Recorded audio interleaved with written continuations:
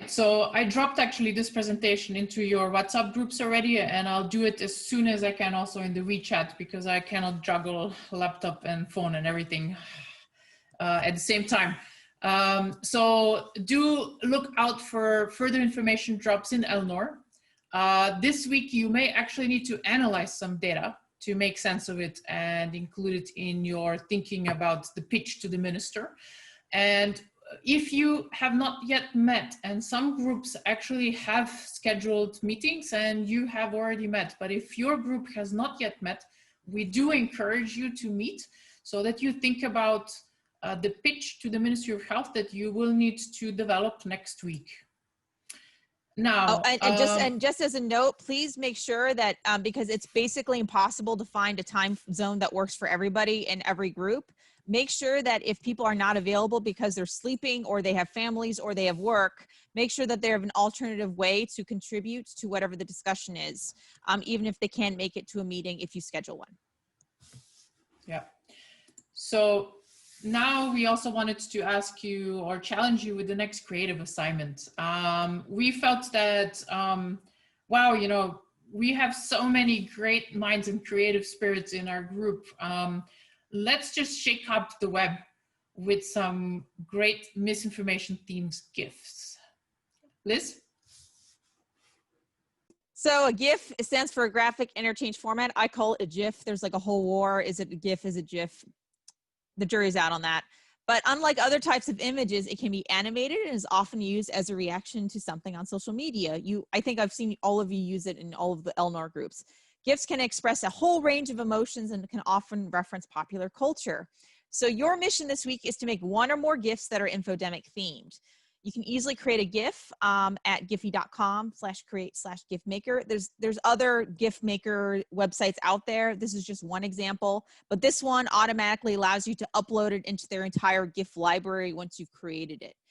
You can use illustrations by our artist, Sam Brad. So the unicorns are at that link, and a lot of the illustrations for specific topics are also there that you can use and abuse.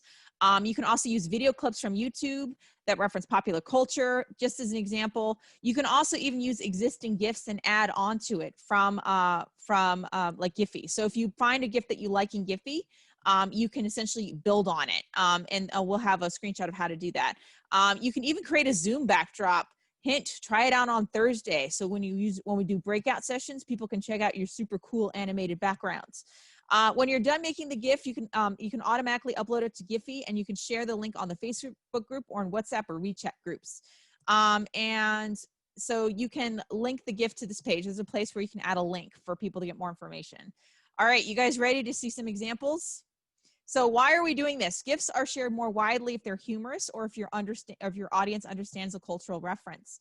They can also be sources of misinformation, or they can promote people questioning information they see and seek more credible sources of information. So basically, you can use them for good or you can use them for not so good. They can also be used to react to conversations online, such as misinformation being shared. What we know is you don't want to shut down the conversation by saying, "Oh, that's fake news," or you're the cause of our infodemic. You don't want to do anything that blames people, but you can think about how can we use GIFs to kind of be humorful or facilitate a conversation where you try to find out more about what's going on behind the scenes. So why are we doing this? Misinformation GIFs are either made by the UN or they're boring. We need more crowdsourced misinfo related GIFs that are cool. And so you guys ready to see examples that we put together? So this is some of the examples that exist out there. Okay, you take it away, Tina. Yeah, so we pulled these from the Giphy page when we searched for misinformation, and some of them are pretty cool, but most of them are actually produced by the UN. And this is the two we just made last night. So as you see, the way that we feel about the infodemic manager unicorns, we need to actually just have someone actually mentioned, are you sure that you're referencing the poop in one of your slides? Yeah, because we need to be dropping facts all over the internet. This is one of our jobs. And in the second one, this could be a GIF in which we we could use to react to someone that sent us misinformation? How do we continue conversation with someone and, you know, start figuring out what's behind their share? Mm-hmm. So Liz was really creative here, putting a lot of rainbow in. This was our suggestion. You actually can find these GIFs already in Giphy, and and use them. Liz? That's it. So we really look forward to seeing what you guys produce. And so as you can see, you can tag. So we suggest 3 tags: infodemic manager, misinformation, and unicorn, so we can easily find this stuff. And then make sure it's toggled on to public so people can enjoy your GIFs around the world, and have fun with it. Let us know if you run into any problems. I'm excited to see how many more poop themed, unicorn poop themed memes and emojis we'll see.